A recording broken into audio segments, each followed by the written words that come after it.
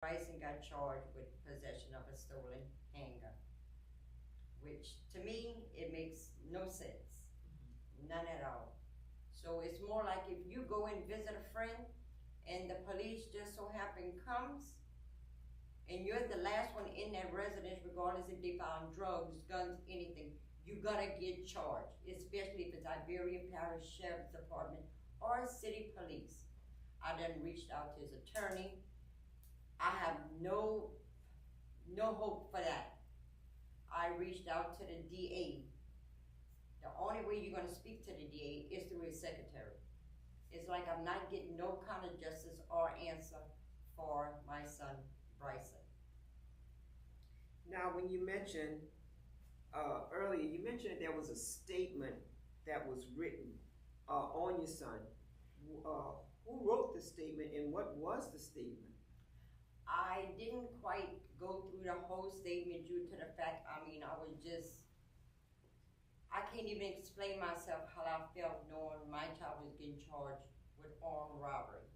But from the detective that came and spoke to me, his actual words were to me that Bryson was not the actual robber. Bryson was seen standing on the next street of where the robbery took place. Bryson was not the actual robber, so he was across the street. He was on a block over from where the robbery took place. So the actual robber is who, and why haven't they gone to him? That was my questions to the detective, where if Bryson is not the actual robber, who is? That's when he gave me Allah Ocean's name, where if my child is going to jail for armed robbery, why isn't the actual robber getting incarcerated also? His words to me were, well, we're in the process of arresting him. I see this young fella every day, and as of today, this boy never got charged for the robbery that took place. So it's really showing us how our detective work is really happening, or should I say not happening. They know who the actual robber is, but because Bryson was across the street, they decided, well, okay, let's just go ahead and pick him up. Do you have, we don't have to say the detective's name, and you know I don't have a problem with calling out names. So the detective that told you that, were you able to get back in touch with him? I mean, how long has... I never heard from him, and as we are, January the 14th of 2023, as of today, I never heard of or from this detective again. And so, Reverend Crofton, right? He contacted me and telling me how this is an horrific story that's going on. This is horrific, and he wanted us to make sure that we highlight. He wanted us to make sure that we highlight what has happened to your son and everything. He just wanted to make sure that we highlight what has happened to your son. And when I heard the statement, the story, and you wrote me what was happening in the news in your statement here, you're trying to get some type of understanding. Your son has been incarcerated for how long? As of now, he's been incarcerated since September the 21st of 2022. So it's approximately almost 4 months. And evidently they don't have no bond reduction hearing on him? We had a bond reduction hearing set for January the 3rd, the 4th, which we went to. Well, that did not happen. His public defender stated he wanted a motion to continuance till March the 14th. So at this time, we battling his new charge and the charge from 2021. So he wanted to the A motion to continue. until March the 14th. Correct. And by him continuing the case until March the 14th, what is his son options? Well, his options would be I could bond him out, but the price of the bond is totally ridiculous. He is What is sitting the on price? $150,000 bond. And so you definitely got to come up. It don't make any sense, but you definitely got to come up With at least 12% of what the bond is. Okay, all right. So, Miss Monterey, you're here. You're speaking out to the public. You want the world to know that these charges that's on your son. Not only is that ridiculous, but your son should not even be incarcerated as we speak right now. How old is your son? He's 19. His birthday of 20 years old will be March the 5th of 2023. Any children? 1 year old, one child who's gonna be 3 months old on this month on the 17th. Okay, all right. And the visitation, have you been able to do any visitation? The only visitation we are allowed to have is through video calls. And so what you're saying is that these charges the charges does not make any sense because they know who the actual Robert Burke Correct. is, but they went and got your son because he was across the street. Yes, ma'am. That is really dangerous, and that's one of the things that we try to highlight when it comes down to the judicial system, when it comes down to police brutality, when it comes down to anything. People in power, they have the opportunity to just make things really bad. It's no open door policy. As a matter of fact, I'm saying, and I've always said that race do play a major factor in this, and no matter how you look at it, a wrong is a wrong, a right is a right, and it shouldn't matter what my color is if you're doing your job right. If you're doing your job right.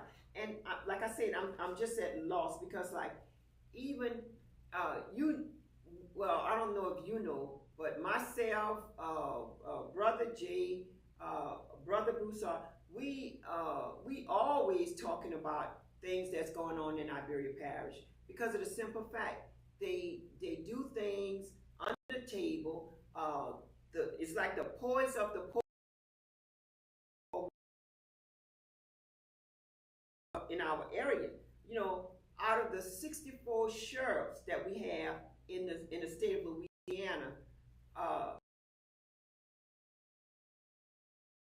4 white males.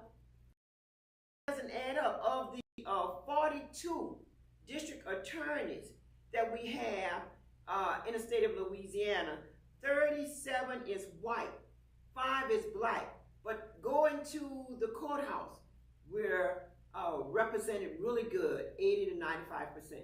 But to me, even when you're listening to the story, you say you don't have no support in the DA. I mean, you don't have. Well, we already know that. But in his court-appointed attorney. So that's really what we here to try to see if there's somebody who is a lawyer would be interested in taking on your case.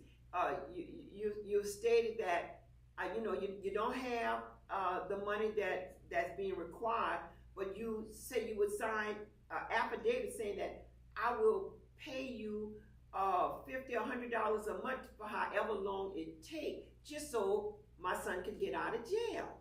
Correct. I could say donated so much money from all these arrest charges. First time Bryson got arrested for the armed robbery, his bond was like over $100,000 for his first offense. Got a bond reduction. bond got dropped down to $55,000. My main thing was to get Bryson out. Bryson is still a student in school. Bryson missed on his graduation due to the fact of his incarceration. Got him out December the 1st of 2021, which he did about 3 months. I, myself, and Bryson went back, enrolled him back into school to get this education. Now, mind you, when it came down for graduation, Bryson missed graduation by a few points, which was he was in the process of doing it again. Bryson did not give up on his education. Bryson was arrested again in March the 5th, on March the 5th of 2022. His bond was set at $126,000. Bryson is set again at $150,000. I am a single parent trying to raise my 2 boys the right way and help raise a grandchild who is 2 months old. I asked for house arrest, anything. In the process of all this, Bryson was still in school and had got him a job. Lost job, lost education again. Speak to the attorney. That's, like I said, that is no hope at all. Who's the attorney? His attorney's name is Ryan Harris. He's with the Public Defender's Office out of New Iberia. I spoke to him when we went to court for Bryson. His words were to me was, they're using Bryson as a target, in which I see exactly what he means. I could go on and on about New Iberia City Police. Oh yeah, we're gonna go on. You know, because just a few months before Bryson got arrested, a young guy got shot in St. Edwards. This certain detective got on the scene. Mind you, they called my child Yella by nickname. First thing he asked when he got on the scene, where's Yella? Well, people in the project stated, you need to get off of this young man. He's working, he ain't been back here in a few days. It's like every time something happens, it's always Bryson. But still got crime and everything going on back there. Bryson's incarcerated, so who y'all looking at now? And the detective, who is the detective, what's his name? Detective Matthews. They call him Captain, Detective Captain, for a nickname. And I know y'all saw, there are some people that feel that why we gotta always bring this to the forefront. It needs to be brought to the forefront. It needs to be brought to the forefront because sometimes that's the only way we're going to be able to correct the ills, the wrongs that's going on in the community. Now, Ms. Mathurin is well composed, and I'm pretty sure they've shown his picture on the airway. I can't tell. I'm pretty sure they've shown his picture. Are you showing the picture of? Yes. Okay, and I mean sometimes a picture say 1,000 words. All we're saying is that this young man who's been wrongfully arrested and has been just about incarcerated for the last 5-6 months. I mean, he needs to be free, and the detective need to do their work rightfully. We just don't get it. It's like they take the poor of the poor, and they continue to take and just let me see how much blood I can get from y'all. You know, and that's the way they've always been. Let me see how much blood I can get from y'all. And Ms. Mathurin, all she's asking, and we're gonna ask it throughout the show. All Ms. Mathurin is asking for help. She need an attorney that knows exactly what it's like to have their child or whatever incarcerated for something that they didn't do. she need help. I mean, her telephone number is your telephone number is 337-967-0353. And Reverend Crawford has been helping you out. Correct. Okay, what is it that he's been doing? Well, he's been trying to help me find answers. Him also tried reaching out to the judge. He tried reaching out to the district attorney. Who's the judge? The judge is Judge Hamilton. Oh. At the 16th Beautiful District. He tried reaching out to Bryson's attorney multiple times. He's either on the phone or he's out the office. I was even present at the time. He left multiple messages, and the man just, but how can he reach out to an individual who's out there in the world when he don't even reach out to his client who's incarcerated? Right. And this is the dilemma that we're in. I know the Department of Justice is going to be here January the 24th at 7 p.m. At the Convention Center, South Buchanan Street in Lafayette, Louisiana. And the story that you're saying, the cases like that, they want to be able to hear these cases because Iberia Parish, they have continuously not do things the way it should be done. And we have to continue to call them out, because if we don't, then just look, this young man had just about lost everything, and he's 19? 19 years old. 19 years old. I don't know where else we could cry out for help, because like the person you need is an attorney that would take your case pro bono. And even if the attorney, if you don't want to take the case pro bono, Ms. Mathurin says she will pay you $50 a month for however, just so she could have her son home, and not going through that traumatic experience that he have to go through being locked up in Iberia Parish Jail. I'm willing for house arrest. I'm willing for anything. I'm even willing to get him away from the neighborhood completely. I have family who is willing to help me take Bryson out of the neighborhood if that's what it has to be, so they don't have to keep using him as a target. If I can plead out to an attorney to please help me in this situation, even if I gotta pay you $200 a month for 100 years or to the day God decides to take me off of the face of this earth, I am willing to do that. Just to bring my child home. I'm the type of mother, if my children are wrong, you're wrong. I'm sorry, I can't help you. But from what I'm seeing and what I'm hearing, I know as of today, my child is innocent of all charges. And you have stated that right from the beginning. And even in the statement with the police officer who told you, well, it wasn't your son that done this. It wasn't this Ioshan or whoever it was him. But your son was across the street. Get the hell out of Dodge. Being across the street do not mean that you have the right to pick me up. Correct. But in Iberia Parish, they make their rules the way they want to make it. They cover up the rules the way they want to cover it up, from the police officers to the district attorney to the judges. It's like this well-groomed prostitute. They just suck you dry, and it doesn't make any sense. Seem like to me, I would want the person that actually done this. And you say that the only way that you can see your son is through the video call.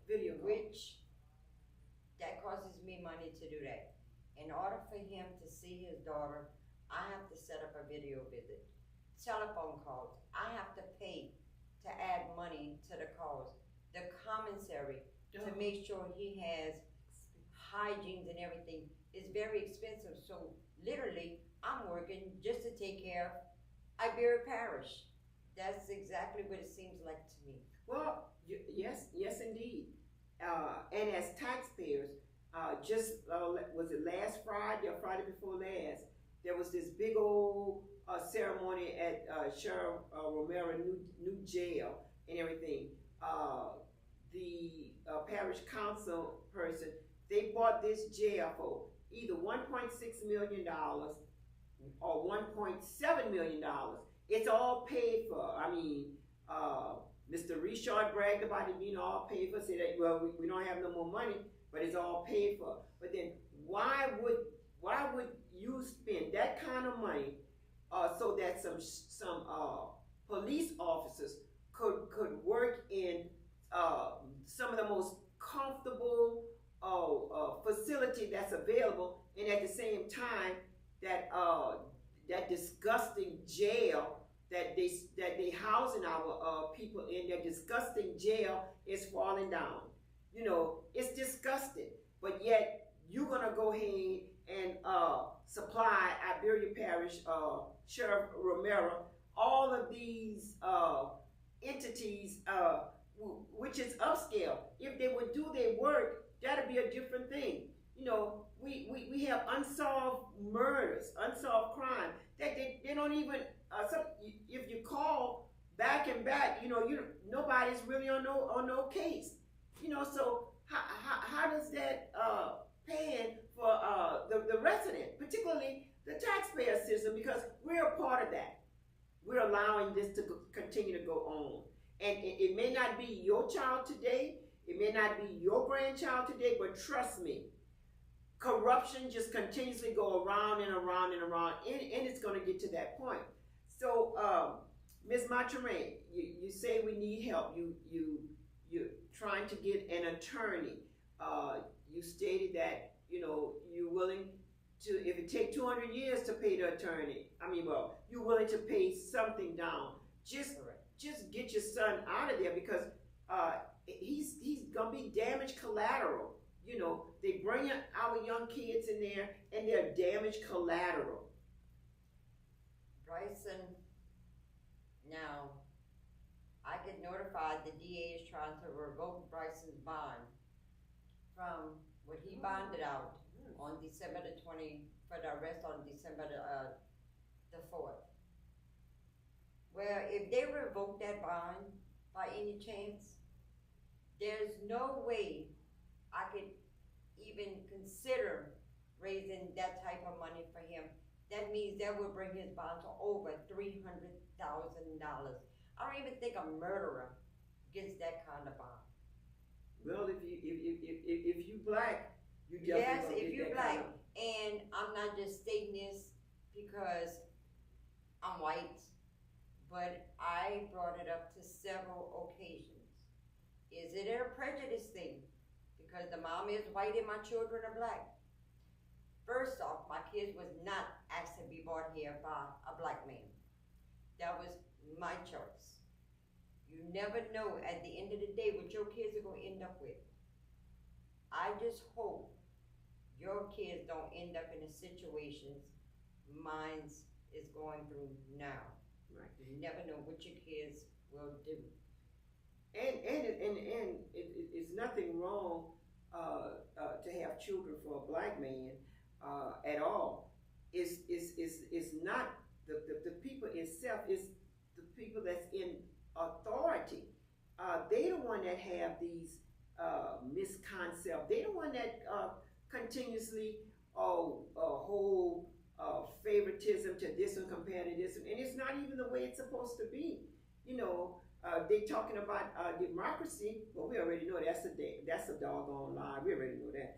But in reality, you know, if they just do their job, you know, and I'm talking to police officers all over. You know, if you just do your job, you know, right there at Iberia Parish Sheriff, you know, we've had either 3, 4 escapes, you know, and the guy that's in charge of making sure that you don't escape, you know, he's morbidly obese, you know. So how do we still have this kind of job when in actuality y'all need somebody that's in shape, you know,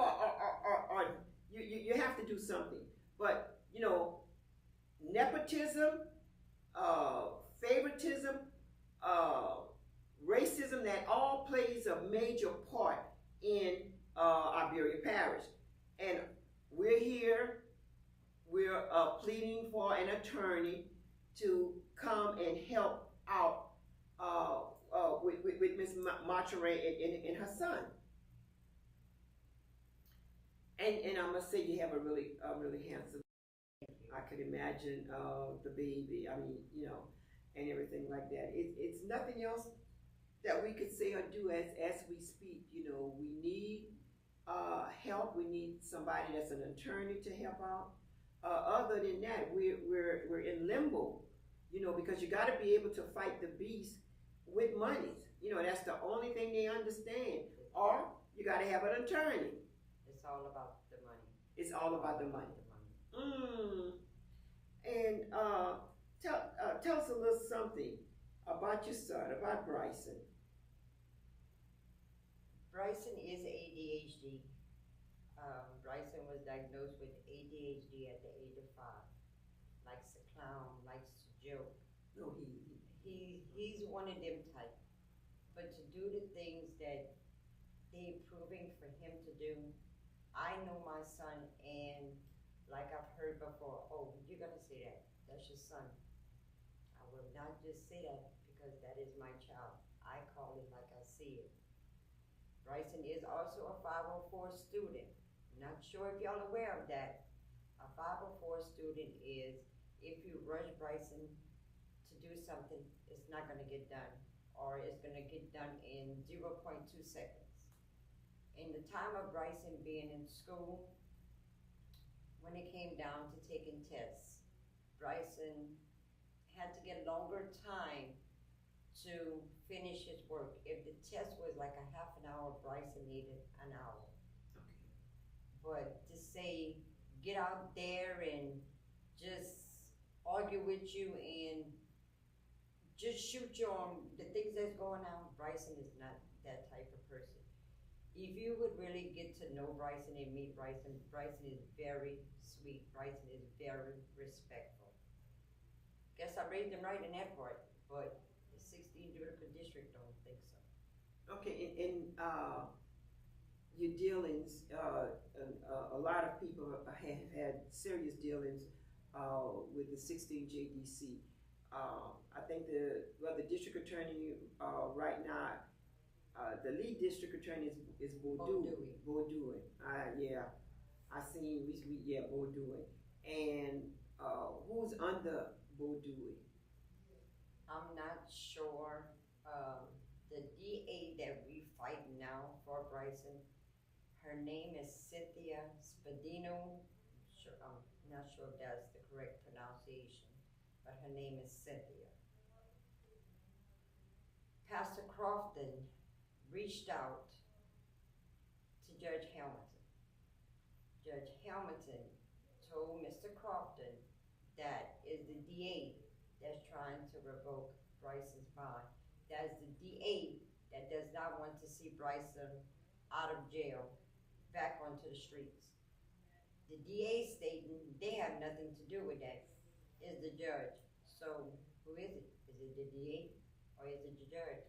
Typically, I think it's both of them. It's both of them.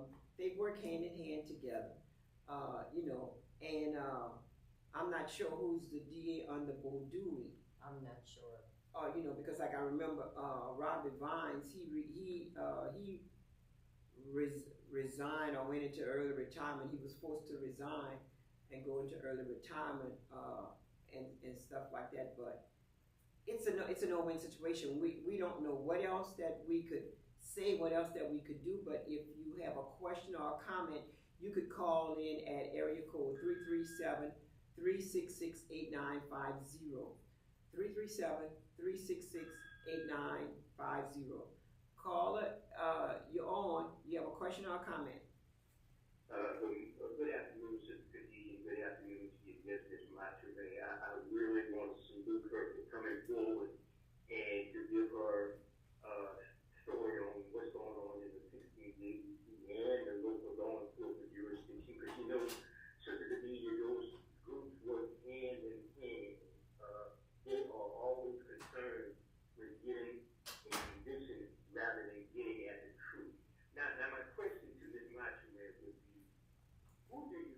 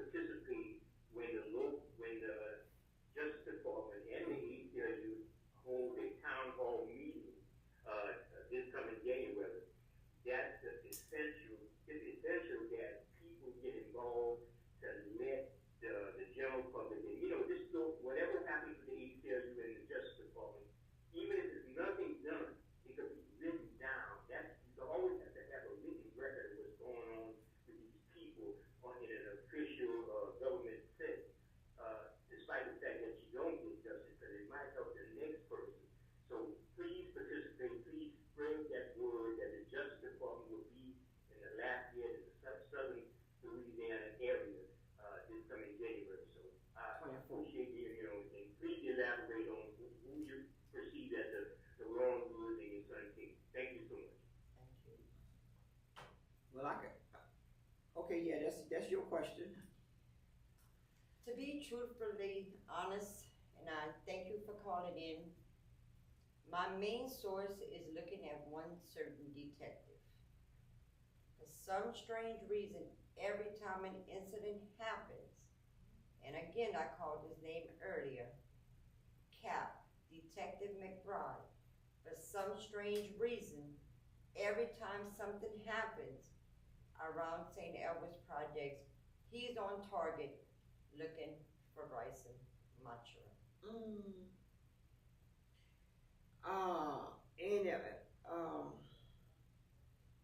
And you could tell they usually have a pattern of what they so say trying to do, or the little so-called informants, which when you had stated earlier that there was a statement that was written on your son, who wrote the statement and how good is a statement? You know, what about if somebody don't like me and they're going to write a statement on me? Correct. They're going to go ahead, they're not even going to even try to arrest me. They're just going to go ahead and just, okay, she got to get the death penalty, you know, and that's wrong. Who wrote the statement, first of all, and what was in the statement that he wrote? You know, Y'all was so much, it's like they were so much in a hurry to get into my house to see what they could find and what they couldn't find. I have the warrant at home. The warrant stated y'all were supposed to get into my house to look for the clothes at the time of the robbery, a rose-colored iPhone. Y'all left out of there with none of the stuff they had on the paper. Y'all left out of there with a gun y'all claim y'all found in my living room. And y'all left with 3 broken cell phones. That's not what they had on the statement for y'all to come into my house and look for. But if I may add,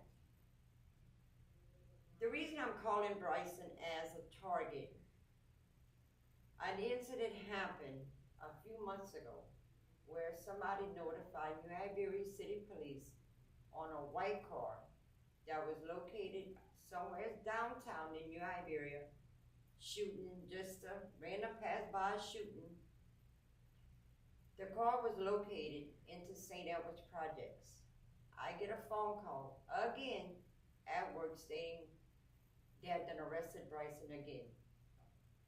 Called my oldest son, I'm like, I need you to hurry up and make it back there. They arrested your brother. His words was, Mom, that can't be true. Bryson just left out of here. I arrived on the scene. Who was on the scene? Detective Matthews. Me and him starts exchanging words. Well, he figured Bryson was in a car at the time they was doing the shooting.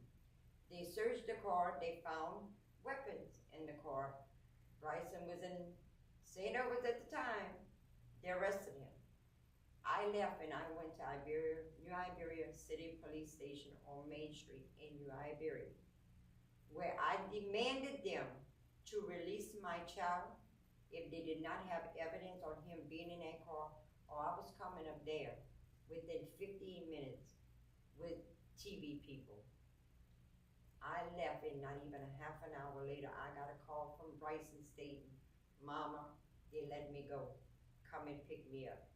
It's like Bryson has to be this target for New Iberia City Police with this certain Detective Matthews. Yes, indeed. And the reason why we do shows like that is that we want the public to know that sometimes just speaking about your horrendous experiences, that may open up the doors to other people coming out and speak about it. And, you know, a lot of times the truth needs to be told. You know, they have people out there that really needs to be arrested. Some of them in the uniform, in the police uniform. I mean, and, you know, they go on by their merry way. So if they do detective work the way they're supposed to, and the way they're getting paid to, this shouldn't continue to happen. But it's going to continue to happen because nobody is complaining. Nobody is coming out, and that's why I was pretty happy when you said, well, yeah, I will do what I need to do. Radio, TV, I want the world to know, you know, I'm fighting on behalf of my son because I know he's totally innocent, you know. And the telephone number, if an attorney out there and you can help Ms. Mathurin, the telephone number is 337, say your number? 337-967-0353. 337-967-0353. So where is it that where we're gonna go to from this? Try to get as much exposure as we possibly can. If a good attorney, or even if you just an attorney and you want to help out, that is a welcome and everything. But you know, you got to be an attorney in order to go into the books and see what they're talking about and try to give some type of representation. But if his court-appointed attorney is not speaking with you, then you know he's not speaking to your son. So that's what we're trying to request. We're requesting that people, anybody that could really help get Miss Mathurin get some type of help, that you please give her a call. I don't know if her telephone number is on the screen, but the telephone number is 337-967-0353. 337-967-0353. And to try to keep hope alive and everything. Bryson, do know that you're doing everything in your means.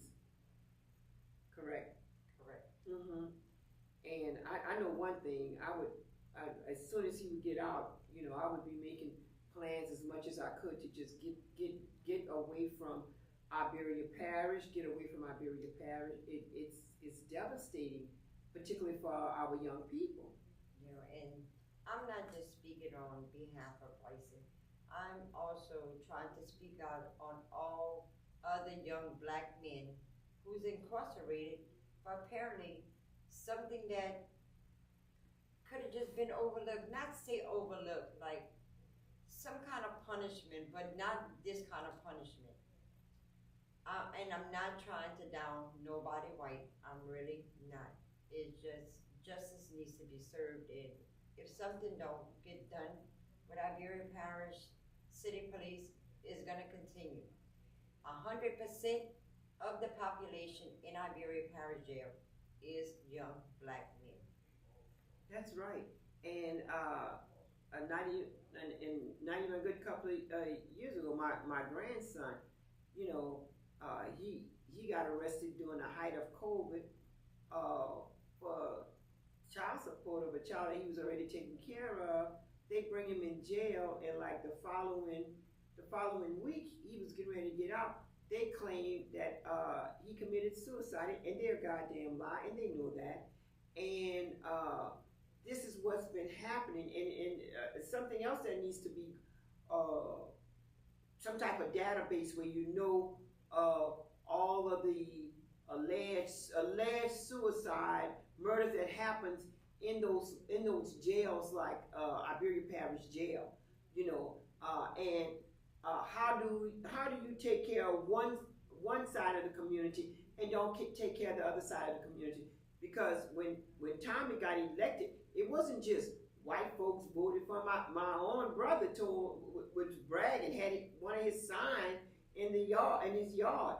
He voted, but he regret voting for him now, you know. And it's just people got to take the initiative to talk, to not be afraid to share their story.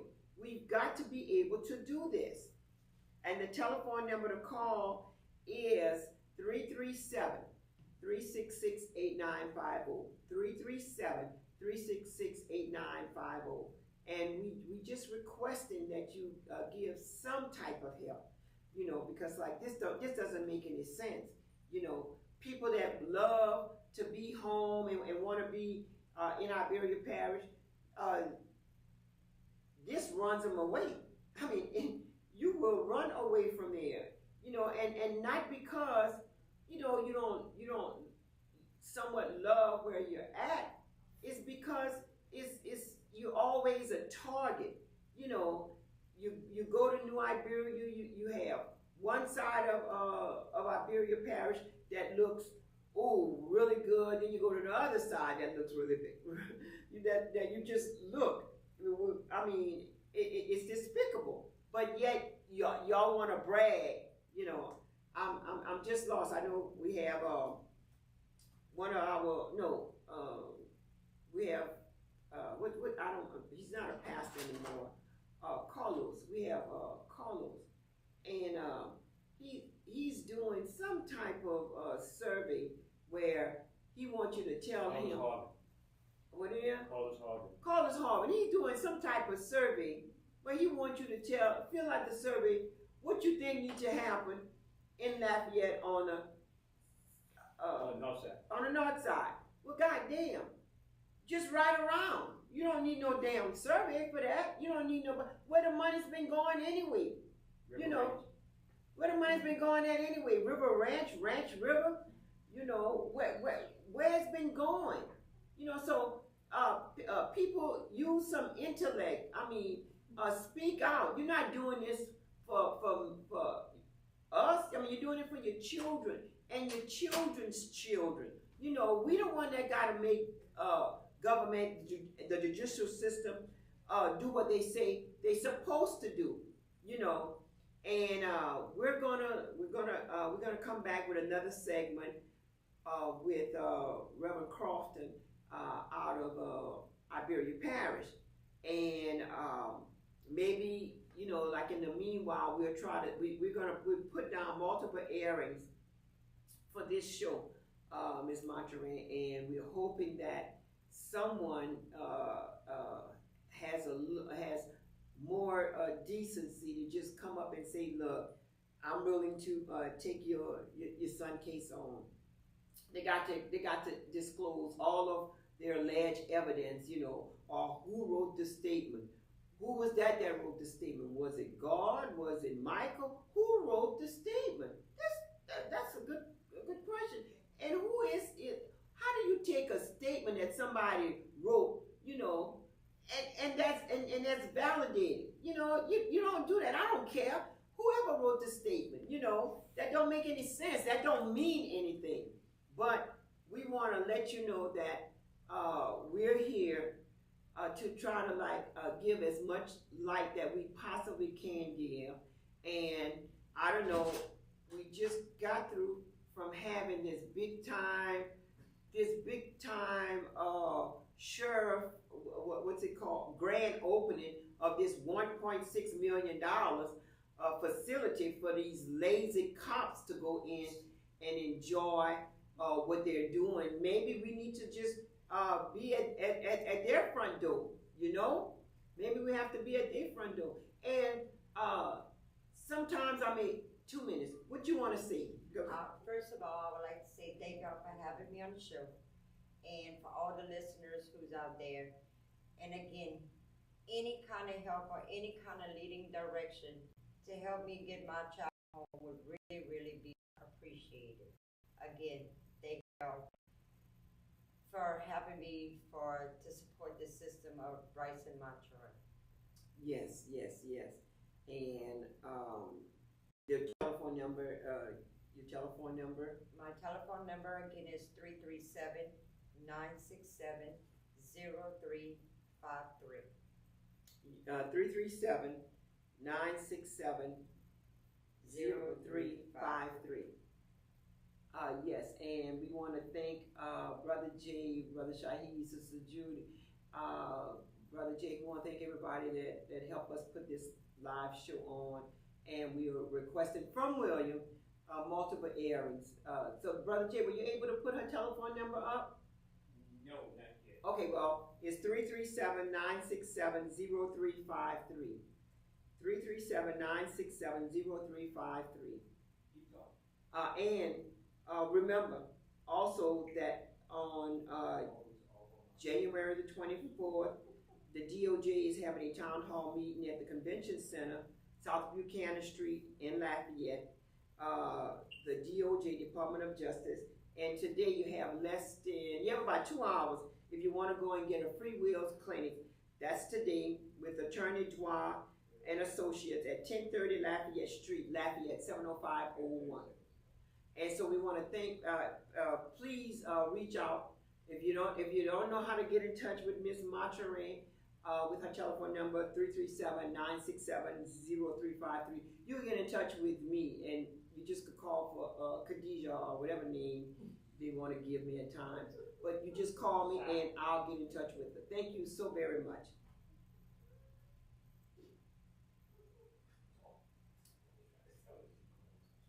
Yes.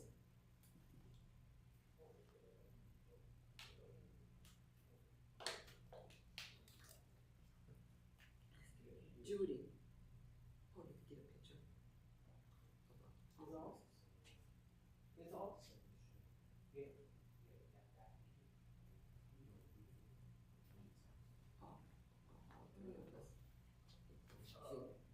The other day we showed how to do the computer. It is. Don't take off this. It is. Take off this. Oh, hand the picture out here yet? Let me see. Put your picture right there. If you're not here, we're just gonna go on.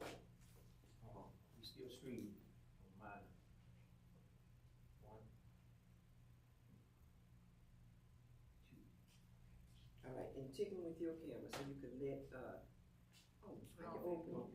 Yeah, put it on Facebook and let your son know to look. You got some people representing them. You want me to go see? Yeah, you take the picture. I'm calling him now. You take it, What's his name? I did it again. Oh, no, I know Bryson. I was talking about the other guest. Other guest. I'm sorry, I'm not gonna touch the button. On the Oh, throne. you gotta press this one. The camera should be facing toward us. You heard me? Huh? He's not here. Yeah, but Jay gonna get on. Okay. He said he on the throughway. Which throughway? I don't Evander. All right, I took it. A lot of people we kidding Evander Thruway mixed up with Evander Broad. Abandoned. Okay, let me. So, it's on your page. Okay. It's on your page. You really held up really good. I was kind I hope everything works Yes, out for of, I just feel, man. So what do you, Okay. His baby You're on girl Louisiana Street? Okay, is, all right. What part of Louisiana Avenue? he's missing so much of the life of his baby girl. On the throughway. Okay. She'll be 3 months. Yeah, Louisiana, Chinese, Louisiana. oh, shit, baby. Oh, them cheese. Those songs are It's gonna come like- down to Jefferson. I guess she knows his voice, you know. Okay, She already those has. songs She are already has. oh, Daddy come get Ron. Daddy come get Ron, you know, she just gets so excited. Oh. You know, that. Oh, You yeah, couldn't see? like she knows the voice. So they arrested him and then they let him go and then they re-arrested him again? Who did arrest him the second time? Well, the second time it was multiple charges. His bond was set out at $126,000. Wow. All those charges got dropped. Now, again, another incident happened in St. Louis to where y'all arrested him again. So they go for the incident happened in San Yeah. Well, no, the armed robbery, I'm not too sure, yeah, how familiar y'all are with that area. Yeah, I'm really about it. Okay. You know what St. Louis projects is at? Okay.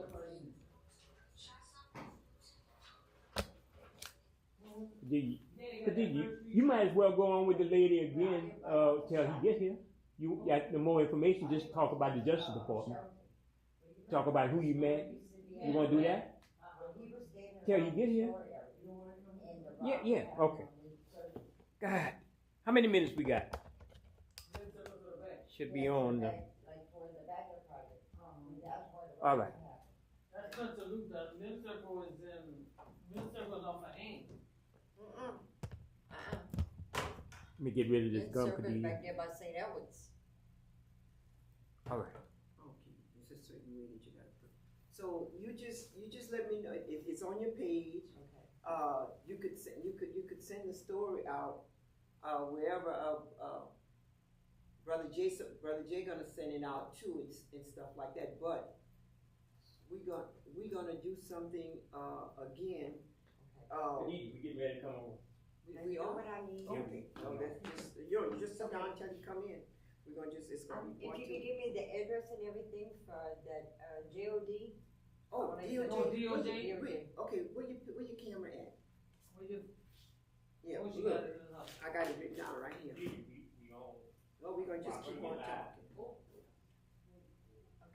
I should have another picture of those. That's nice. So we gonna, is the guy here? Okay, so I was about to say, we're gonna just come on. But look, okay, we know how to get in touch with you, I'll call you back. Okay. Any type of thing, you just let me know. I'll show you. Okay, thank you so much, and let me give you, Picture? She put it in your phone. Okay, okay, yeah, cause that's her copy. All right. Okay, and thank y'all again so okay, much. thank you so much, and look, my sister, we just gotta believe, like I say, for your children, Oh, I'm not giving up hope. No. I told him I am not giving up hope, so. Thank you for the Thank words of y'all. our Lord for really here. Well, something has to be done, and I think if more people would come across this information. Hey, okay, so, thank you for all this seat.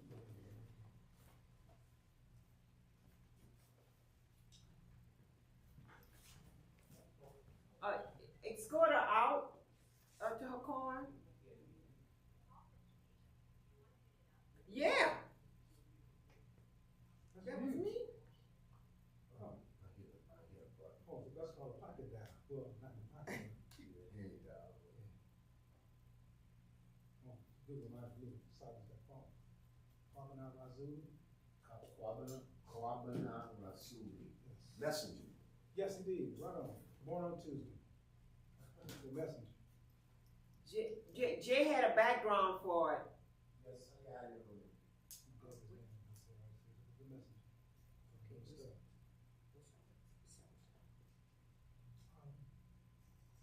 Dangerous state of black music. Quit it over this Dangerous state of black music. You want that one to be on your page? Oh, y'all ready? Yeah, we ready. I'm sure this is sad, embarrassing. Ready? Sad, embarrassing, and dangerous.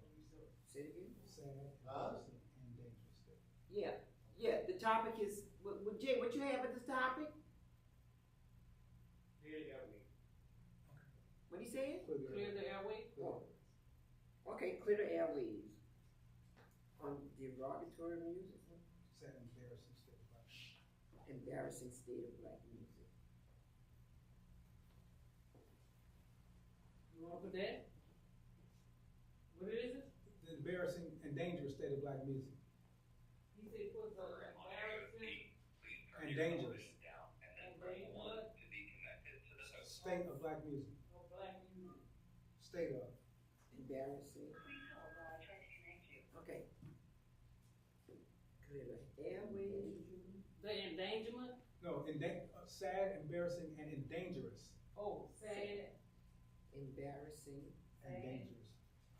embarrassing, and dangerous. embarrassing, And dangerous. and dangerous. Oh, and I thought you were saying and dangerous. And dangerous. Yes. Dangerous. Quabla. Sad, Wapana. Quabana. God, dog.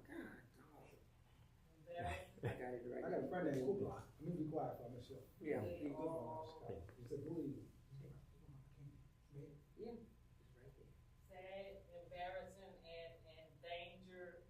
Dangerous Oh, and dangerous. Music. state of black music. And Oh. dangerous. Sad, embarrassing, and dangerous State state of black music. of black music. Oh, State of black music. where you at? Sad, embarrassing, and dangerous State state of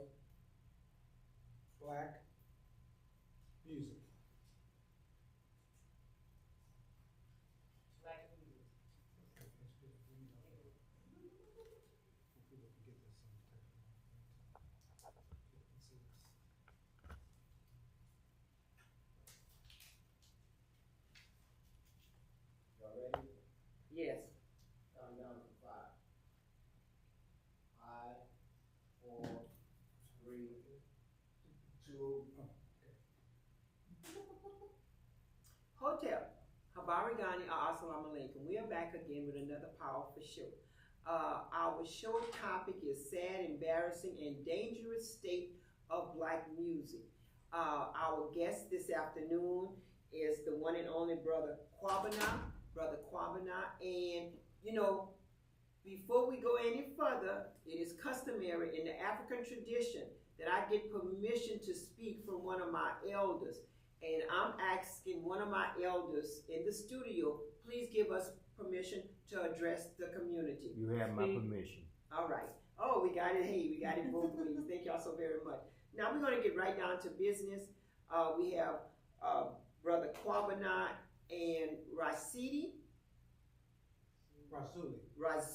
Okay. Ooh.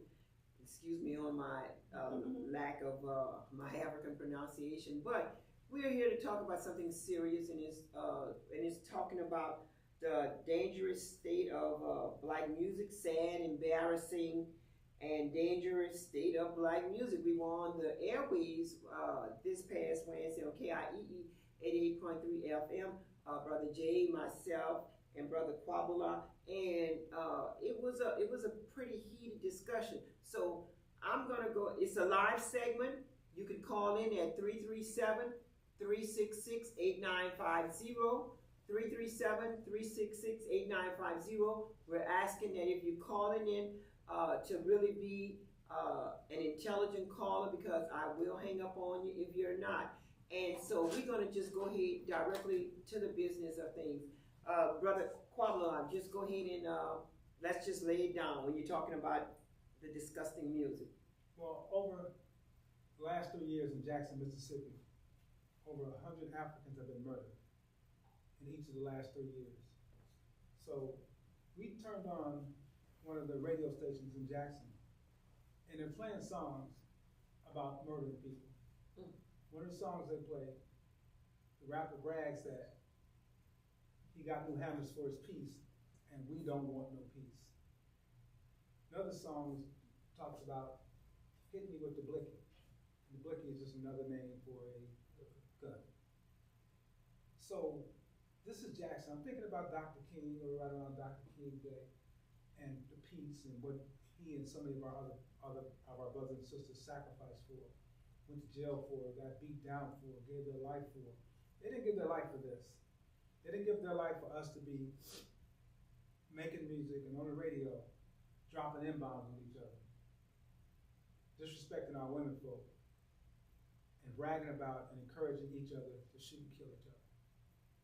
And right now, this widespread through these containment areas where African people are trying to survive these United States of America is widespread on the music that's being force-fed to them. And it's been going on for too long, and it has to stop. But it's not going to stop unless we make it stop. And another thing, the type of language that they're using, you know, I could hear this. I'm wanting to know what's an M-bomb, you know, because like I'm kind of like thinking about, you know, 4th of July. Maybe they got them little things that they're just throwing out. But you're talking about like a real hand grenade? The N-bomb? Yeah, Well, N-bomb is that word. It's the most despicable, dangerous, disgusting, evil, if a word can be evil, word in the history of English or any other language, especially if you're an African person.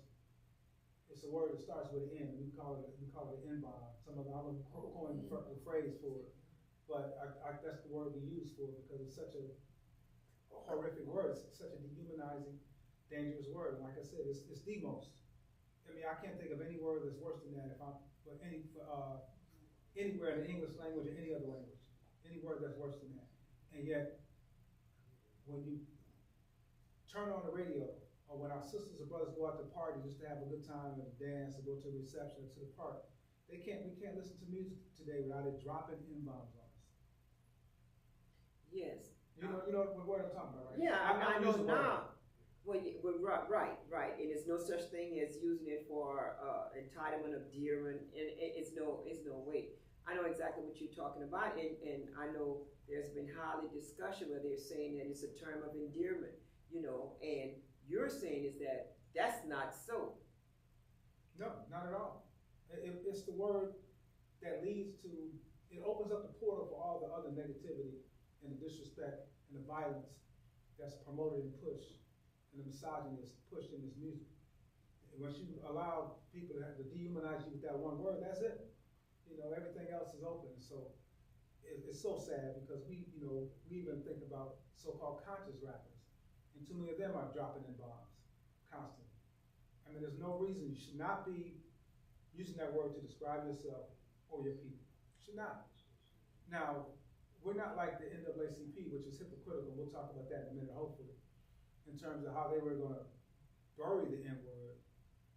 You know, be realistic on that bomb. It's a word that was used. It's in history. But use it in history in that context. Don't call yourself or your people that. It is a dehumanizing, degrading term. There's a brother named William Jones Jr. who made this pamphlet. He said the N-word in this equation of our destruction. If you get a chance to look it up, look it up. William Jones Jr., the N-word and this equation of our destruction. I mean, he breaks it down. He breaks down how, you know, when people go to war, they have to dehumanize their enemy for the soldiers so they won't feel any remorse when they take that person's life because it's a human being. So they'll call them a goof or red or rebel or whatever. They'll come up with a term to dehumanize them. And the way even the Europeans on how they treated us, you know, we were human and they knew we were human. And so how do you dehumanize somebody? You give them a name. The name they dropped on us was that N-bomb. And now they don't have to call us that anymore. I started off talking about Jackson in Jackson, Mississippi, and what's taking place in Jackson right now. And those aren't, in most cases, those aren't the Ku Klux. Those aren't guys with hoods on coming into the community, taking the lives of these Africans. You know, there may be some, but they're dumber than they were before. But they're doing that now because Africans are doing it to themselves. However, we're not letting them off the hook because those are the ones who are programming us. The iHeart radio station, we call them No Heart, the radio station in Jackson, Mississippi that pushes that poison, I think is 95 point or 105.1 or something. But that station constantly drops N-bombs on us, disrespects our women, tells us to become materialistic morons and drug addicts and drug slangers and alcohol abusers, and to kill each other. That's the type of music they play constantly for our children 24/7, 365. They don't stop. And I'll use Jackson as an example, but it's happening all around the country. Now, really, the infancy of rap, when rap really came out, you know, rap was telling a story of how it was horrific living in their environment, the hood and stuff. You had your Nas, your Arrested Development, you had, and I'm seeing the young brother, Tupac Shakur, he wind up just coming into his essence, you know, and stuff like that. But we had a lot of positive rap music that made a lot of rappers some millionaires. And the music that you're talking about today, I feel even horrible to even say that that's rap music because it's not just the men that's degrading. The women are degrading themselves. You know, when I first heard about the stallion, I'm like saying, man, well, she or he must be he, she.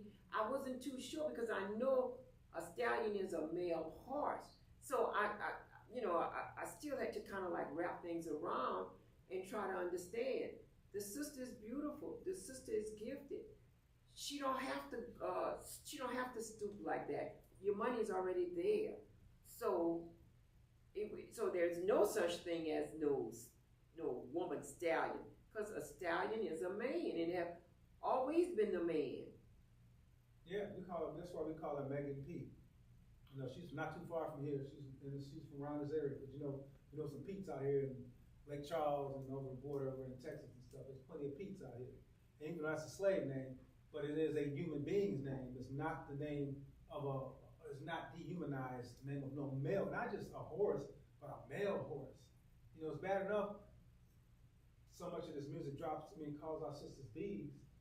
You know, calls them a name of female dogs. Female dogs. Not, I don't know what the name of a male dog is, but come on now, it's ridiculous. And when we're doing this work with the Clear Airways Project, before the invention of Cardi B Gone, they call her Cardi B, before they invented her, we would ask the question, give me the name of the 3 female artists that you know of for this century that they've been playing constantly. And everybody would get the answer. This is before Cardi B Gone. And 3 male artists. One was Beyonce, the other was Rihanna, and the other was Nicki Minaj. Everybody would get it. And then they invented Cardi B Gone. Then came the City Girls. Then came Megan P. Then came Doja Cat. Then came, and it's just a whole barrage of sisters who are behaving as such as harlots, in the music that they make. And it's sad. It's really sad. It's embarrassing, and it's dangerous, because what is that doing to the psyche of our young brothers and our young sisters? And we see it. We see every day the results of this sort of behavior that's being pushed and programmed to the masses of our people, that this is what your women are like. And there's a song also, I was looking at the playlist of the station in Jackson, they played Loyal by Chris Brown. And the title is misleading. The song goes, them H's ain't loyal. And so that's what we're constantly hearing, our youth are hearing, them H's ain't loyal. We're constantly hearing songs like, I will never wife her, only one nighter, the woman are full of lies, I just F them and pass them to my guys. We're constantly hearing, I'm a dog, I'm gonna treat her like a dog, I'm gonna beat her like a dog, I'm gonna feed her like a dog, I'm gonna pass it to my dogs. This is on the radio constantly, in hot rotation, not just targeting the African masses, but our children and our youth. They're doing this to our children. Ain't nothing to cut that beat off. So when we find out, or when we hear at the turn of the century that only 30% of black women in their 30s have ever been married, we're like, oh, that don't seem right. Think about it, look around, wow, think about my friends with that age range at that time. Hey, that may be right. But now, nearly half black women have never been married. Never. Who's gonna marry? Why would I marry a black woman when all I'm getting inundated into my mind, into my head constantly are images such as what we just talked about, and songs telling me that they ain't loyal. I'm gonna pass them around. I'm gonna pass that B like Stockton. I'm gonna pass that B like Magic. Or I'm gonna pass it like Brady. This is in the music constantly targeting our children and our youth. And it's dangerous. Yeah, yes it is, yes it is. And so, I guess yes. I know, it's tough. Yes, it's tough. It is our topic, sad, embarrassing, dangerous state of black music. And you have Brother Kwabena here. Now, Brother Kwabena, what was it that inspired your group to go at the record company, or go at the young rappers? Because y'all not just targeting the young rappers, y'all also targeting the ones that's giving them the millions of dollars. Yes, the sponsors, the record companies. We got with the FCC. There were some movies and some television programs that came out that were offensive to white folks. And the mothers got together and protested and got with the FCC, got with the powers that be, and they came up with this rating system. And you see the rating systems on these movies and television shows and whatever, it's still pretty ratchet on television now, as we know. But still, they did that. Now, where is it for the music? The music that's specifically targeting our children and our youth. So those are some of the things that we're struggling with.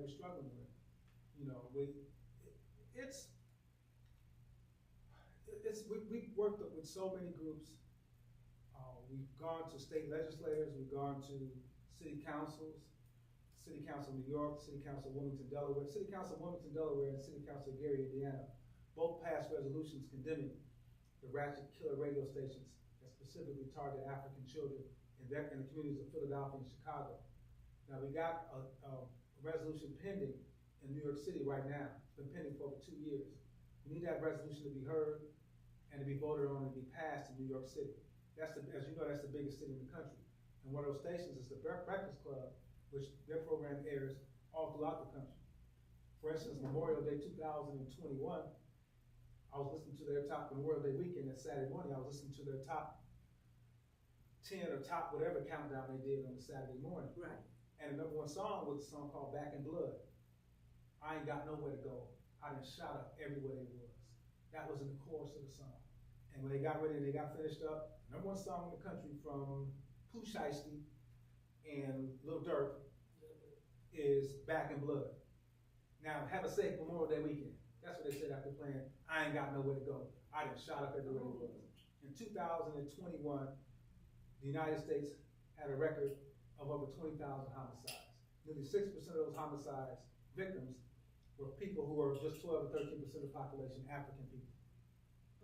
And this is what they're playing on the radio station that targeting our children. That was the number one song early in the summer of 2021.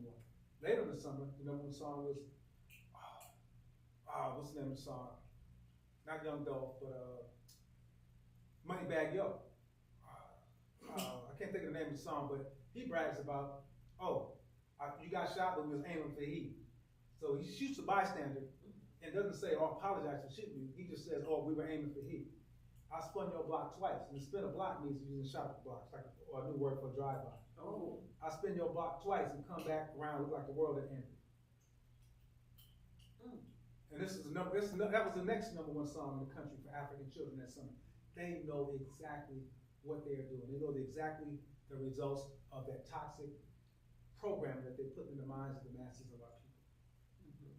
And so part of your activism, part of your work is to go ahead and just stop and just trying to tell people to turn off the derogatory music, the degrading music, turn it off immediately.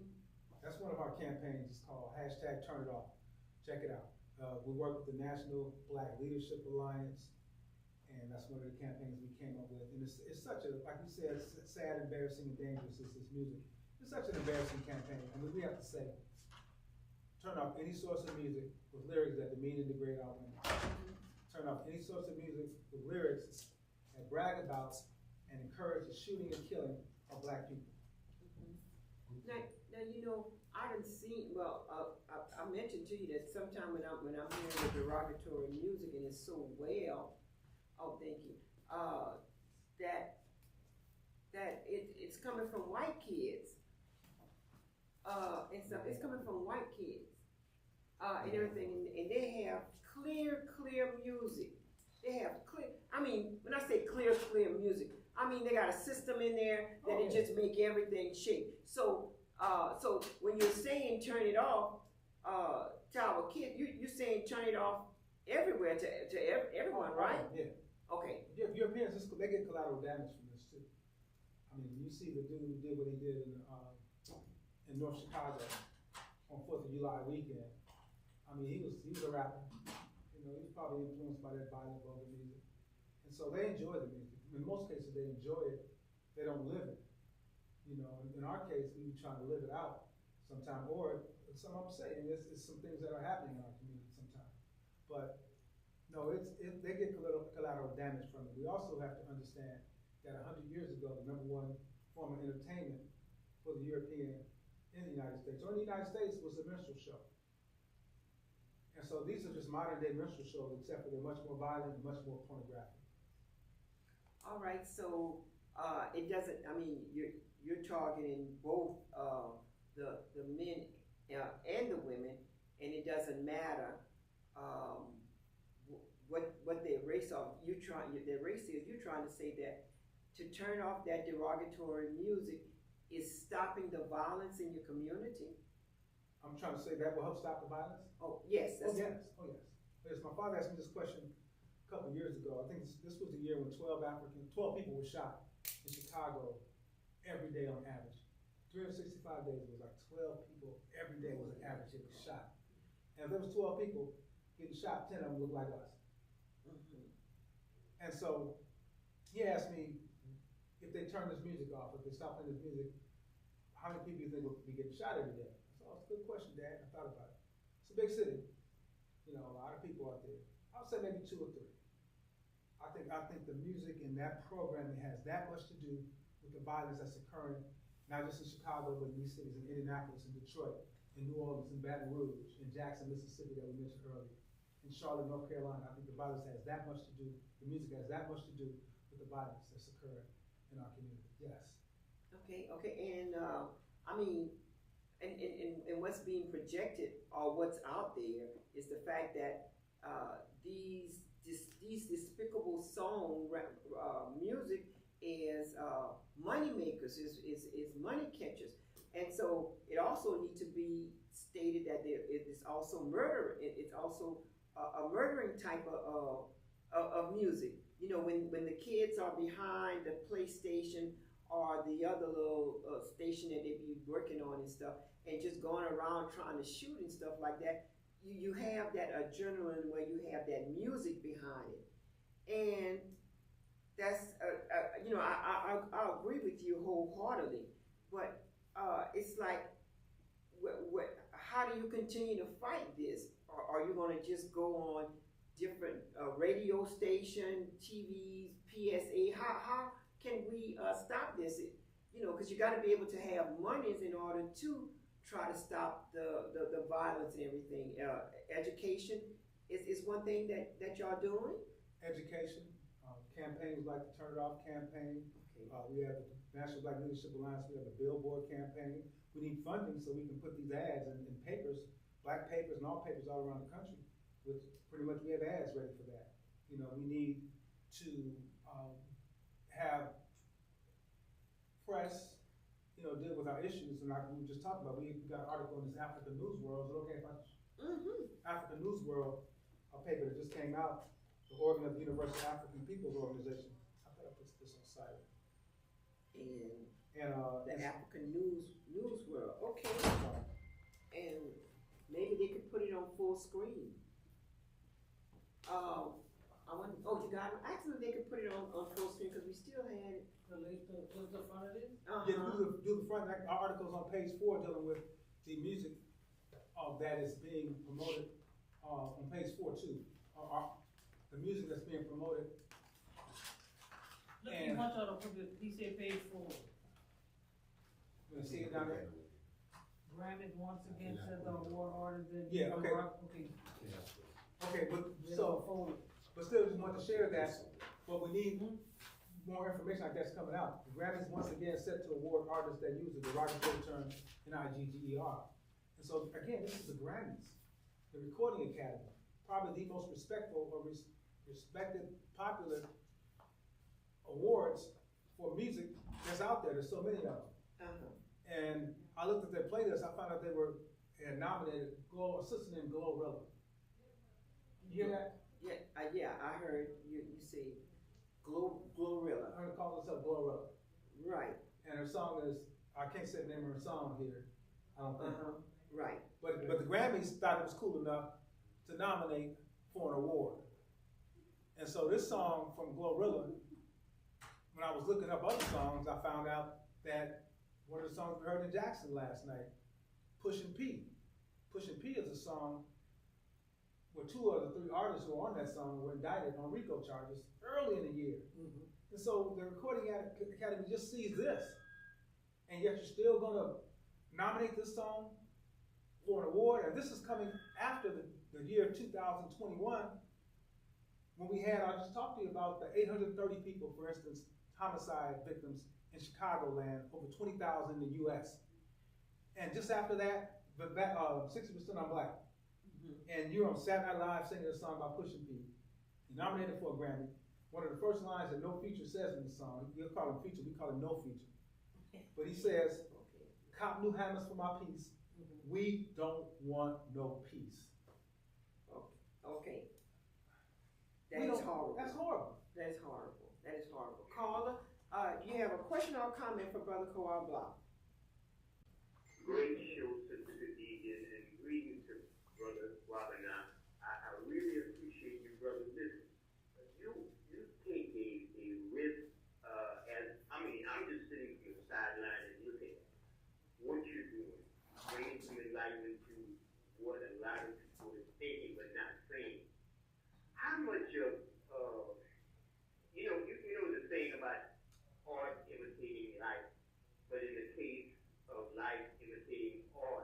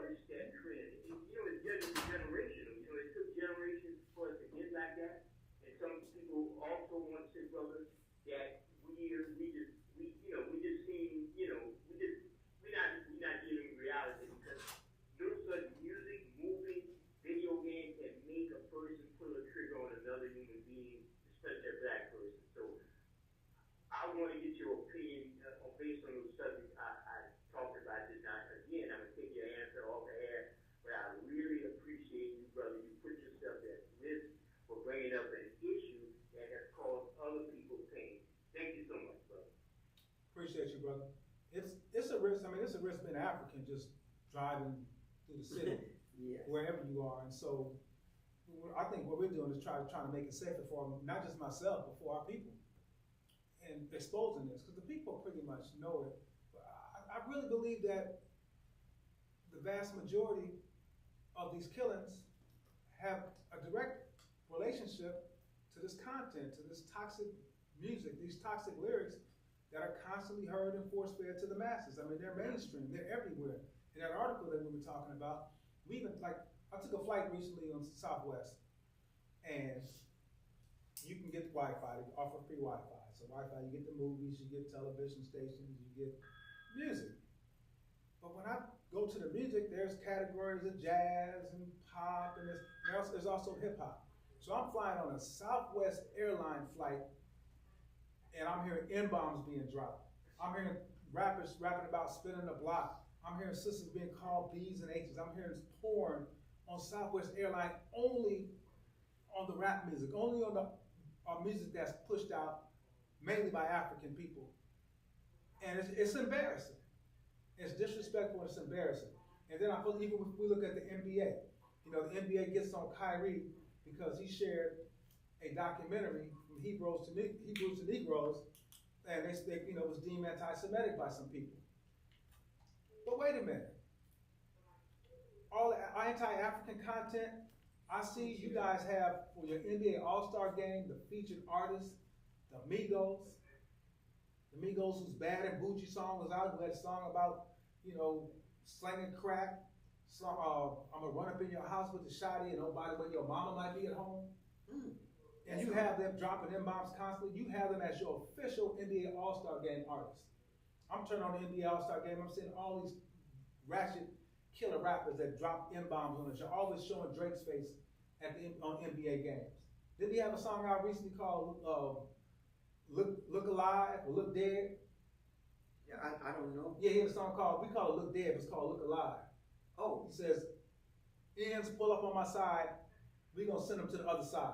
You know what that means? yeah. You in the car, they in the car, and you gonna kill them. You're gonna kill him. And he says, oh well, F them dog, we gonna see how hard they ride. And so when they ride back, you know they coming, so you laying low. However, this brother and his brother are walking home from school. Well, this dude is out in the yard, cleaning his yard, and they get shot.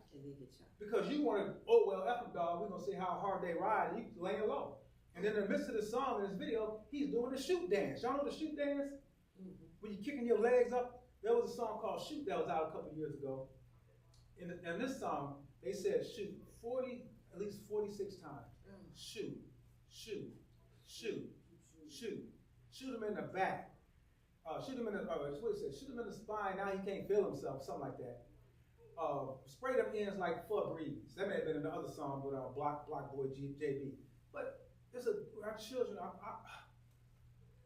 there was a program in Chicago with his sister, I think he was like 8 years old. He was recovering from his wounds from a gunshot.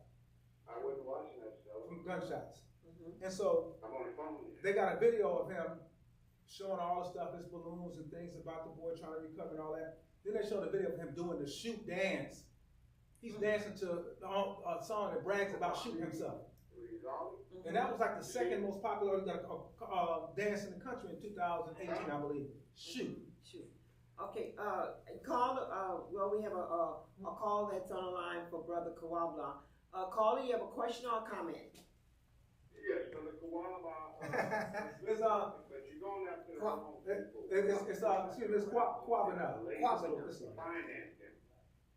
I mean, the thing is, I heard the caller say, what can we do and all that. You got to have enough courage to call out the man to the face because he said he was too scared of somebody's life. If you're going out for anybody who's affecting our culture, you put a name to that face and man up to whatever happens later.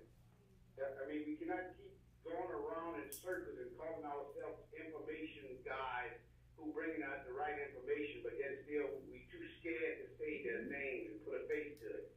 This is our biggest problem. We have to go after the labels. We have to go to those black rappers who know how to listen to young black poor people who think they rap. It's a game. And until we realize what's going on, then we're not going to know that. Okay, thank you, brother. But I do want to share that one of the things we understand that the rappers are mainly pawns, and we talk about that. If these rappers, if they go conscious, they simply won't get played anymore. They won't get played. Or if they get killed promoting what they promote, you know, they'll make some money off of them, then people will forget about them to a certain extent. You know, and or if they go to jail, they'll do like Bobby Smurder, S.H. Smurder, and go to jail. Crimes that were committed, and he got locked up for it. And so we understand who the powers that be, and we share that. That's what we really go after. We know those are the powers that be. We understand that Bob Pittman, who runs iHeart, Clear Channel. We demonstrate against them. We understand Don Crawford from Crawford Broadcasting and Dontron, whose radio stations all around the country are conservative talk radio and Christian talk. However, when it comes to Chicago, it's kill black people music. Oh, now we get on them, man. The sponsors who sponsor the stuff. So check out our page, and all that stuff is documented. You can also look at the Metropolis newspaper.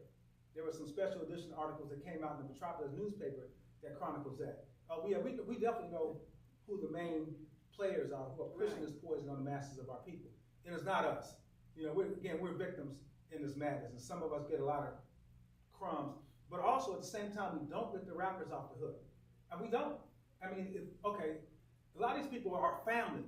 I know people I work with in different organizations whose family are rappers. I just came from a repast, a funeral of a family member, and one of the young brothers is a rapper. And that's my fam, and we have to, you can't keep on playing and making disrespectful music, because if somebody disrespected your mama or your sister, you want to hurt them. Mm-hmm. So don't do it to nobody else's family. But at the same time, again, so, we love them, so we care about them. So we're not going to let them off the hook. We let them off the hook, and then the judge will deal with them, or the coroner will deal with them. So no, we're not letting them off the hook. Now, let me ask you this, just coming from a woman perspective. When Sir Mix-a-Lot done the song "Baby Got Back," and when he had those white women looking like Jane Fonda, no back and stuff, that song was like that song was so good, because it showed the women, the black women, the sexy black women with the curves. Hey, you got it going on. You got it going on. And so when I take this Sir Mix-a-Lot video with "Baby Got Back," and we're having like a big time discussion with the Nicki Minaj, thinking about Nicki Minaj. Caller, just hold on. I'm sorry. Just hold on while I make my comment. You look at Nicki Minaj. You look at this. You call her something else. I call her Nicki Garbage. Well, okay, and then you call the stallion something else. Make her last name is Pete. Pete. Yeah, Pete. Pete. Yeah. All right. Okay. Like the Pete's in Lake Charles and down there. Right. Yeah. Okay. All right. So when you're talking about that, I don't recall people cutting up the way they cutting up when Cher was on that boat. That's boat with a little G-string on her flat body and stuff like that. There wasn't an outcry that Cher need to put on some clothes or all this other kind of stuff, because Cher had a bad shape. But then when you see these other women, these black women that are they're just gorgeously fine and everything, it seemed like the finer they are, the worse that they want you to think they are. But they don't come back and say, well, Cher did this in a G-string with an ironing board back, and so I was just wondering, is that done on purpose, or is it because she wasn't as voluptuous? Yes. They over sexualize and objectify our women so much. I go back to Hottentot, Sister Hottentot Venus. Yes, Venus. Y'all gotta check out K Love's poem on. I gotta see what.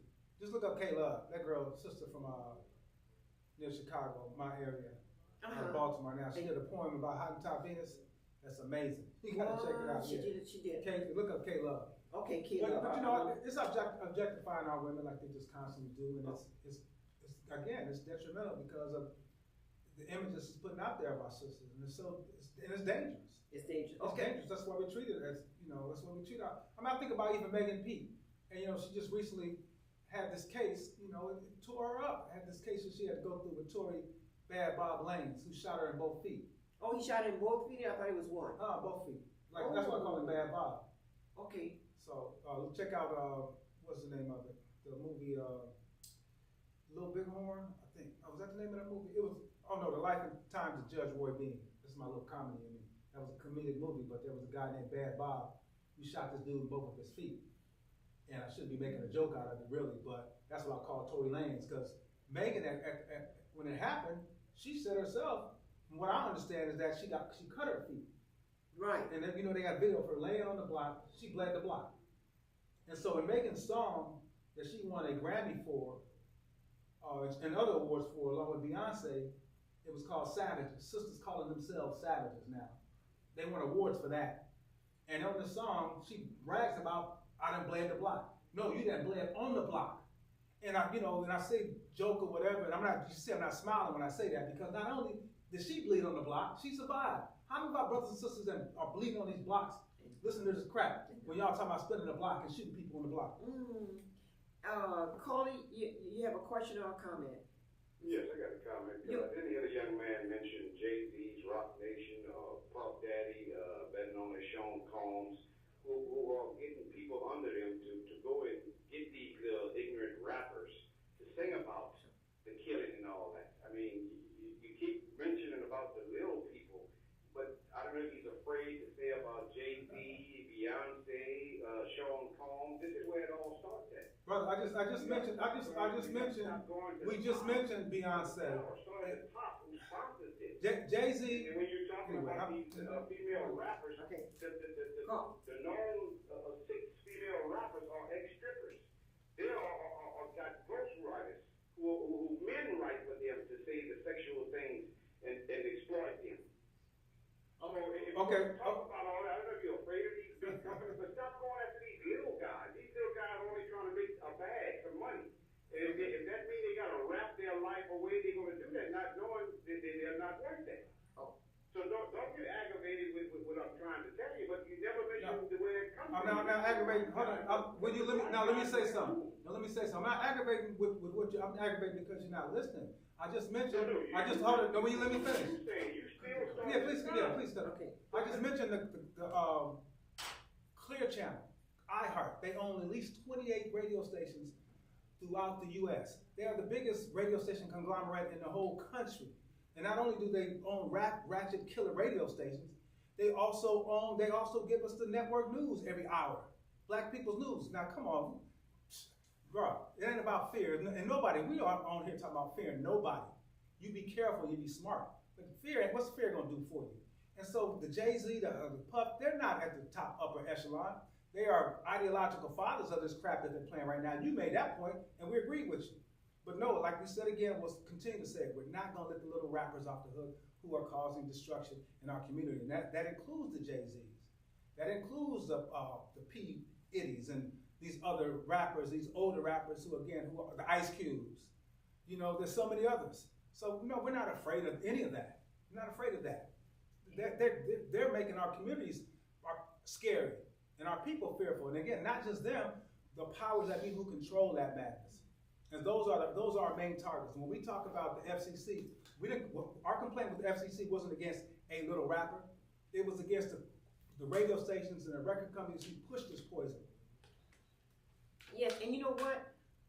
Another thing is very important that we have our conversation the right way, and at the same time, some of us can learn, because I really thought that the group Savages, I know they had referred to the indigenous Americans as being savages, and then when I seen the ladies taking it on, I thought it was some type of independence that they had, that they were talking about. But I didn't really think that it was as derogatory as before, with being called, no matter how you look at it, a savage is a savage. You know, that's what they called, when I say that, that's what the European had called the indigenous Americans, savages and everything. It dehumanizes them, just like Right. That's I'm not killing a human being. I'm not killing a native person to his land. They're nothing but savages. They're nothing but ends. They're nothing but goose. You know, so we can take them out. It's like with you know, they say you can't call them a kike or a he because it's a dehumanizing term. And so they say never again. But however, you're going to allow N-bombs to be dropped constantly. The Grammys is going to reward artists who drop N-bombs on people. They wouldn't do that if they were saying it about anybody else.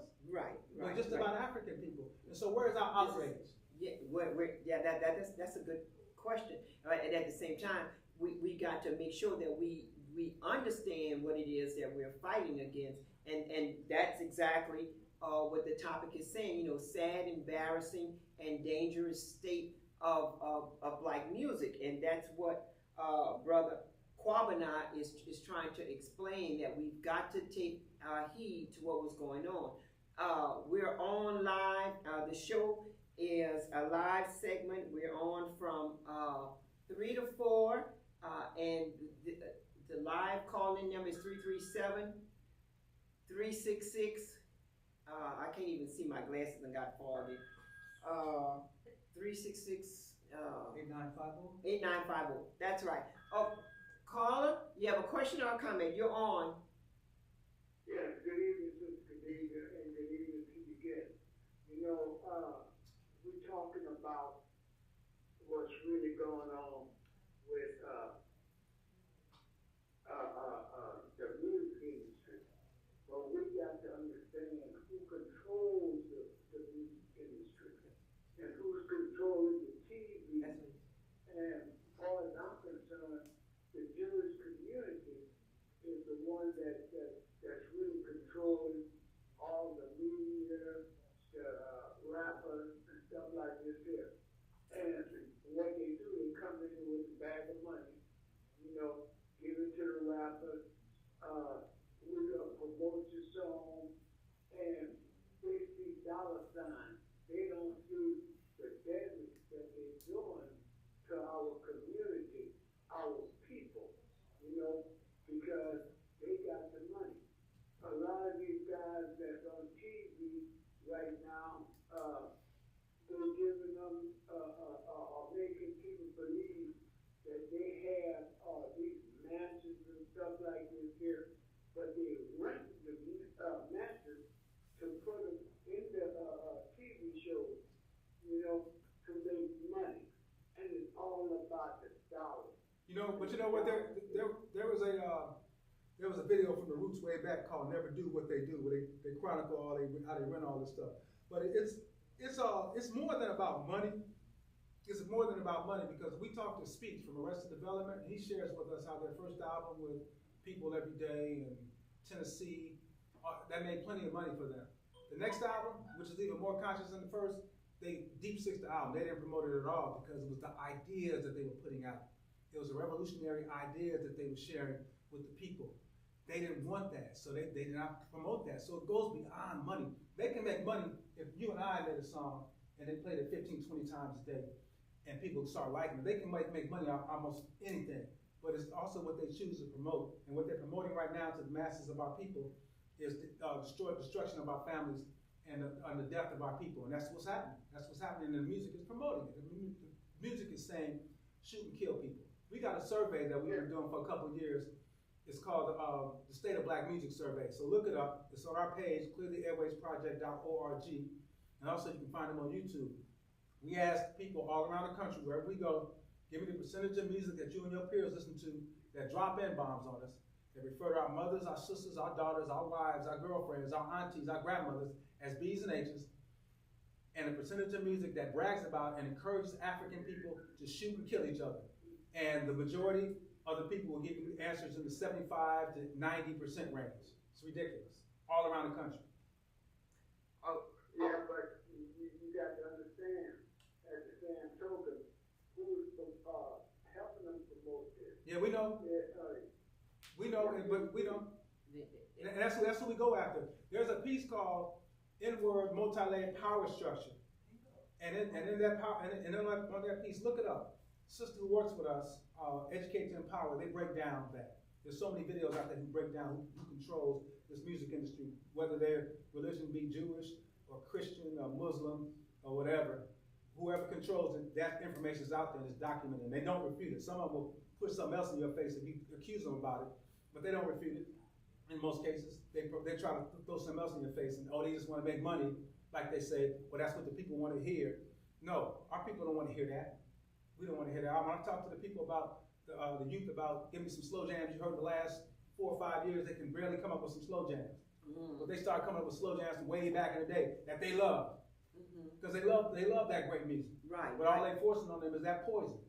And then a lot of times, if you're in the club and stuff, you're hearing good music. You better learn how to either dance by yourself or go get a girlfriend. And I don't mean like a girlfriend. I mean go get your girl and y'all just dance on the dance floor by yourself, because the men is standing up against the wall with their pants hanging and not really enjoying the music like our men used to enjoy the music, and everything. And so this has been a live segment with Brother Kwabena and myself, Sister Khadijah. We're with Community Issues. We're talking about the disgusting, embarrassing, dangerous state of black music. You got 1 minute. I should have did this at first. So in Lafayette, back in the 80s, I worked at Foxy 106. So that's when we played conscious hip hop, which a lot of hip hop was back then, classics and slow jams and stuff like that. So we know good music like most of the people know, and it's just embarrassing and dangerous what they're doing to our people. We know the power of music. We know music is culture. We know culture is everything to the people. And again, they have control of our culture, and this is what they're pushing on our people, this ignorant music. Check out this book, Who Stole the Soul? The Weaponization of Hip Hop by our comrade Bernard Creamer. Check out our page, Clear the Airways Project.org. Check out the Metropolis newspaper. Work with CEMOTAP, which is a committee to eliminate media offensive to African people. The National Black Leadership Alliance. We also have a group called the Elevated Arts and Culture Collective, where we're a bunch of people who are artists or supporters of the arts that uplifts the African masses and doesn't downgrade the African masses. That's the Elevated Arts and Culture Collective, part of the Nubian Leadership Circle. I know that's a lot. I spoke fast. This time went quick. I appreciate y'all allowing us to share, but we have to protect our children. Like Coach Powell said, our children, they cannot fend for themselves. These grown, dangerous, audio pedophile beasts that Jakarta's been talking about, and there's so many names, he named some of them, but they are attacking, they are on our children. We have to get them off our children. This stuff is affecting all of us, but specifically they are targeting our children and our youth, and they must be stopped. Yes, and we want to thank Brother Kwabena for coming all the way down here to visit. Also, when you see somebody that look like you, smell like, when you see somebody, your brother or your sister, give them a compliment. Let them know how beautiful they are. Let them know that they are loved and everything. And just put down the weapons and everything. Let our people know that we do love them and respect them. And I don't know if I'm out of town, but on January the 24th, the DOJ is the Department of Justice. They're going to be having a town hall meeting, 7 o'clock p.m. in Lafayette at the Convention Center, South Buchanan. We want to thank everybody that participated. I want to rest until I'm taught to